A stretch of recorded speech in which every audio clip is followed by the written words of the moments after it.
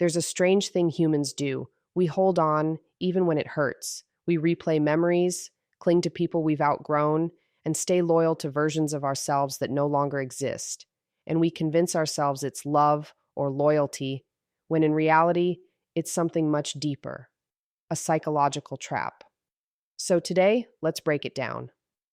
Let's talk about the people who can't let go, why they stay stuck, what's actually happening inside their minds, and how that pattern silently shapes their entire life. Because once you understand the psychology behind this, you stop blaming yourself and you finally start reclaiming your power. Number one, emotional attachment patterns. Emotional attachment is one of the strongest forces shaping human behavior. And for people who can't let go, this attachment becomes more than just a feeling. It becomes a psychological anchor. These individuals don't simply connect with a person or a memory, they intertwine their emotional state, their sense of safety, and often their identity with it. What they are holding on to is not just the person or the situation, but the emotional world that was created around it. That world feels familiar, predictable, and deeply comforting. Even when the experience itself was unhealthy or painful, it offered stability in a way nothing else did. This is why letting go feels like stepping outside without a coat in freezing wind. The mind reacts as if it's losing warmth, protection, and everything that made it feel grounded. The attachment becomes a psychological refuge, something the brain interprets as essential for survival. People with strong attachment patterns often build emotional bonds in layers. First, there's the surface bond, the shared experiences, routines, and memories. But underneath that is something more powerful, the bond formed through emotional reliance. This happens when someone becomes the place where you put your vulnerability, your fears, your dreams, or even your loneliness. Over time, this connection hardens into a psychological dependency. In this state, losing the attachment feels like losing the container that held your emotional life together. The mind doesn't process it as moving on, it processes it as a threat. That's why people who can't let go replay conversations, hold on to old messages, or keep reminders of someone who's no longer present. These behaviors are not just sentimental, they're the mind's attempt to maintain a connection with the emotional world that once felt safe. Another layer of attachment involves the stories people tell themselves. When someone becomes attached, they often create a narrative around the relationship or situation, a narrative of meaning, purpose, and emotional significance. They believe that the connection happened for a reason, that it taught them something vital, or that it shaped them in ways nothing else could. Once a narrative becomes part of a person's emotional foundation, removing it feels like erasing a part of their history. It becomes difficult to separate the emotional truth from the attachment itself. And for some, the emotional bond is tied to a version of themselves they don't want to lose, especially if that version felt more alive, more understood, or more connected than who they feel they are now. Number two, the fear of uncertainty. The fear of uncertainty is one of the most powerful psychological forces that keep people stuck, unable to let go of what's already gone. Humans are wired to crave stability, predictability, and emotional familiarity. When something ends, whether a relationship, a dream, or a phase of life, the loss isn't just about what happened, it's about the sudden vacuum of the unknown that follows. People who fear uncertainty cling to what's familiar because it gives them a sense of control, even if that control is an illusion. The mind naturally gravitates toward what it knows, because stepping into the unknown feels like walking into a dark room without knowing what's hiding inside.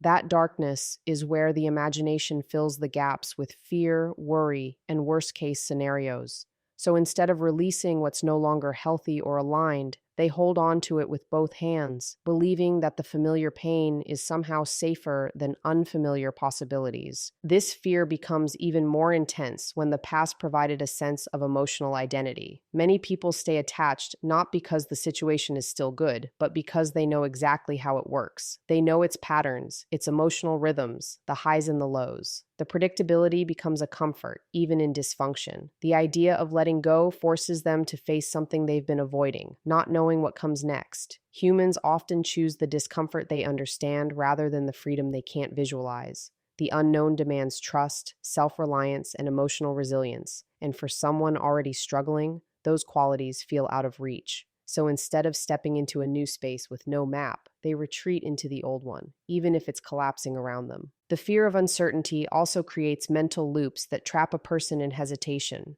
They start imagining everything that could go wrong if they move forward: loneliness, failure, regret, disappointment. These imagined outcomes feel real because the mind projects them with vivid emotional intensity. So they cling to what's familiar as a way to avoid these imagined futures. And as time passes, the fear becomes a habit, a pattern of staying still because movement feels dangerous. People who fear uncertainty often replay what if scenarios in their mind, searching for certainty before taking the next step.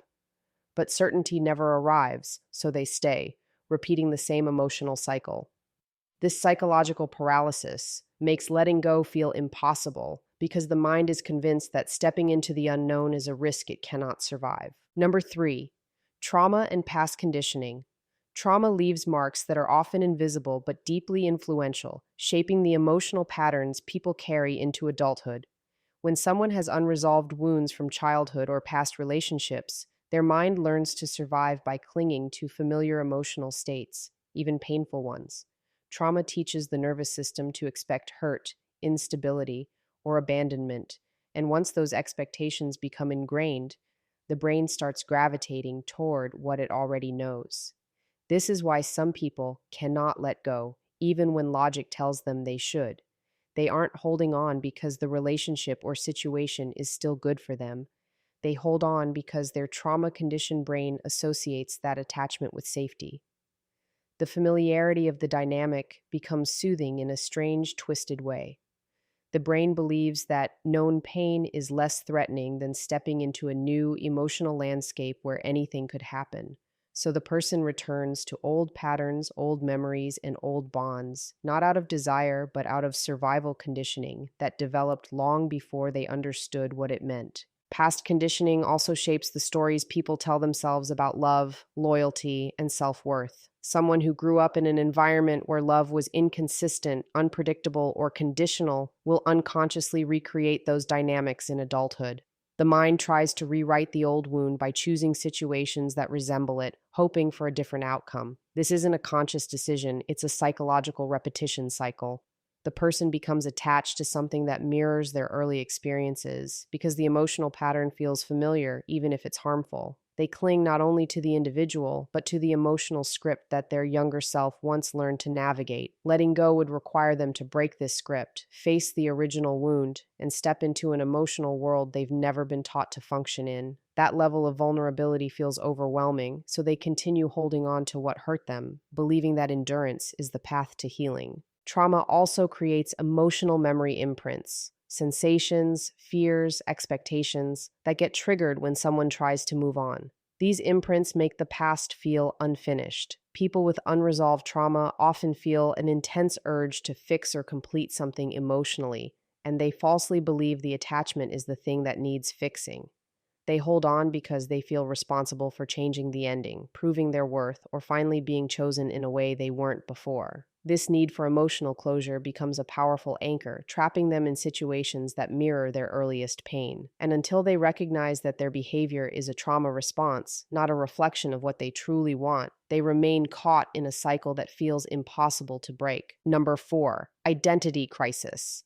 An identity crisis is one of the most overlooked reasons people struggle to let go, because letting go often requires releasing a version of yourself you've been carrying for years. When someone attaches their identity to a relationship, a role, a dream, or a specific chapter of life, that attachment becomes a defining part of who they believe they are. Losing it doesn't feel like a life change, it feels like self-destruction. People cling to what's familiar not because it's still right for them, but because it represents a chapter where they understood themselves. Even if the situation caused pain, it provided a consistent emotional framework. They knew who they were in that space. They knew how to act, how to love, how to hope, how to survive. And when that chapter ends, they are left staring at an empty space where their identity used to be, terrified of building a new version from scratch. The idea of starting over feels too large, too uncertain, and too emotionally expensive for someone already battling internal conflict. Identity becomes even more entangled when a person's worth is tied to the attachment. Instead of saying, "I love this person," or "I cared about this phase of my life," they start believing, "This person made me valuable," or "This chapter gave me purpose." When identity fuses with something external, losing it feels like being stripped of meaning, People don't cling to the attachment itself,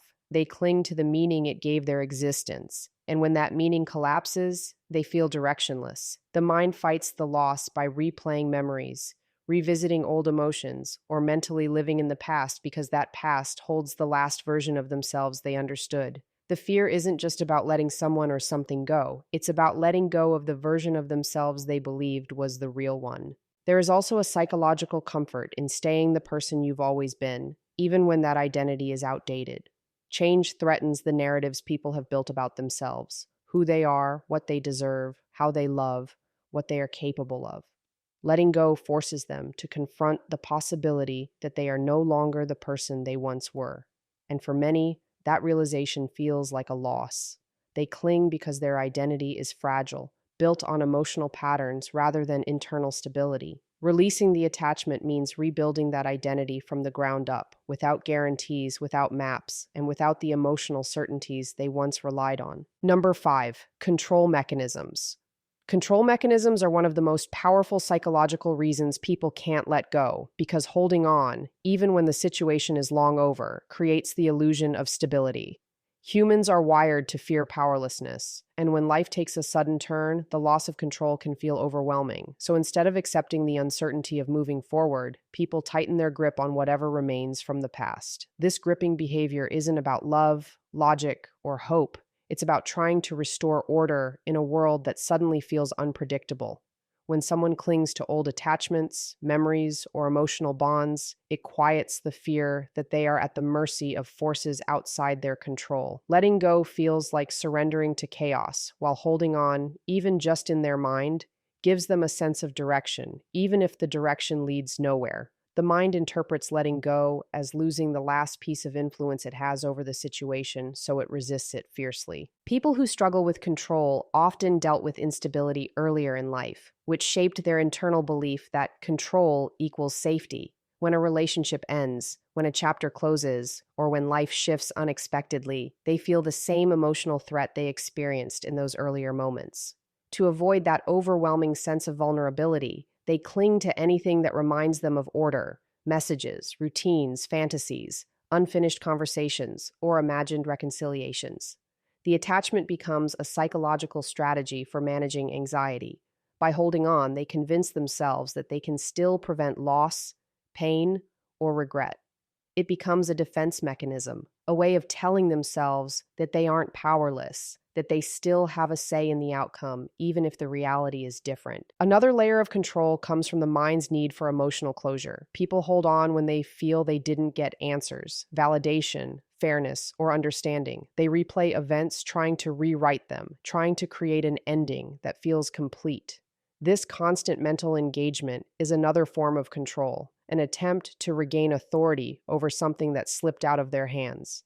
The mind refuses to release the situation until it feels things were resolved on its terms, and because real life rarely offers perfect closure, the attachment lingers far longer than it should. This creates a psychological loop. The more they try to control the narrative, the more the narrative controls them. And the tighter they hold, the more they believe releasing it would mean admitting defeat, accepting uncertainty, and facing life without the safety net of constant mental control. Number 6, control mechanisms. Control mechanisms operate deeply within the human mind, often without conscious awareness, and they play a significant role in why some people cannot let go of situations, relationships, or identities that have clearly run their course. When someone experiences emotional disruption or unexpected change, their nervous system interprets it as a threat. In response, the mind tries to regain control in any way it can, even if that means holding on to something that no longer exists in reality. Clinging becomes a form of psychological self-defense. It gives the illusion that they still have influence over the situation, that they can still direct the outcome, or that they can somehow hold together pieces of a life that is already shifting beneath them. Letting go, on the other hand, feels like handing that control over to chaos. That fear of losing command over their emotional world drives them to grip tighter, often long after the situation has dissolved. People who rely heavily on control mechanisms are often shaped by earlier experiences where they felt powerless or unheard. When someone grows up in an environment where stability was inconsistent, They learn to create their own sense of safety by controlling their surroundings, their relationships, or their internal narratives. This habit of control becomes so deeply ingrained that releasing anything feels like stepping into emotional freefall. Holding on becomes less about the person or the memory and more about maintaining psychological balance. It is a way of telling themselves, as long as I don't let go, I can still manage this. Even imagining a future without the attachment triggers discomfort because it means the safety structure they built in their mind must be dismantled, and rebuilding a new one feels overwhelming. The attachment becomes a way to regulate their emotional environment, keeping them shielded from feelings they are not ready to confront. Another dimension of control mechanisms comes from the desire to resolve unfinished emotional business. When something ends abruptly or without clarity, the mind struggles with the lack of closure. It begins replaying events, analyzing conversations, and rewriting moments in an effort to create an ending that feels fair, complete, or emotionally balanced. This repetitive mental loop tricks the person into believing that if they think about it long enough or hold on tightly enough, they will eventually regain control over the outcome. The need to understand, to make sense of the loss, or to correct what went wrong becomes a form of emotional control that binds them to the past. The attachment remains because they cannot let go until the mind feels it has regained authority, even if that authority is only imagined. Number 6, the hope loop. The hope loop is one of the most deceptive psychological traps a person can fall into because it disguises itself as optimism, loyalty, or emotional strength. At its core, the hope loop is the cycle of believing that something will eventually change, improve, or return to what it once was, even when all evidence points in the opposite direction. This hope becomes addictive, feeding the mind with small bursts of emotional reassurance that feel comforting in the moment. The person becomes attached not to the reality of the situation, but to the imagined future they keep replaying in their head. This imagined future becomes a mental refuge, a place where things make sense, where pain gets resolved, where people become who they could be. And because the mind finds emotional safety there, it keeps returning, looping through the same fantasies over and over again. The attachment grows stronger, not because the situation deserves it, but because the hope provides temporary relief from the discomfort of letting go. The loop becomes even stronger when a person has already invested years of emotional energy into the attachment. The brain doesn't want to accept that all the effort, loyalty, or patience might not lead to the outcome it envisioned. So instead of releasing the attachment, it clings tighter, convincing itself that the next moment, the next message, the next chance will finally deliver the breakthrough it's been waiting for. This creates a psychological cycle where hope becomes more powerful than reality. A single positive memory or a tiny sign, real or imagined, can reignite the loop, pulling the person back into the same emotional space. Every time they try to move forward, hope whispers a new fantasy. Maybe it will be different this time. That whisper is enough to restart the entire pattern, making the attachment feel impossible to break. Another aspect of the hope loop is the emotional identity it creates. People begin to define themselves through the act of waiting, believing, or trying to fix something that isn't in their control. Hope becomes a habit, a way of coping, a way of giving meaning to experiences that felt empty or painful. The idea of giving up hope feels like giving up a part of themselves, so they hold on even more fiercely. The loop continues because the mind fears that without hope, there will be nothing left to hold on to at all. And this fear pushes them back into the same expectations, the same imagined redemption arc, the same mental story where everything eventually falls into place, even if it never actually does. Letting go isn't about forgetting the past, it's about reclaiming yourself. Every step away from what held you back is a step toward your strength, your peace, and the life you're meant to live. Choose yourself, embrace the unknown, and allow your future to unfold without fear.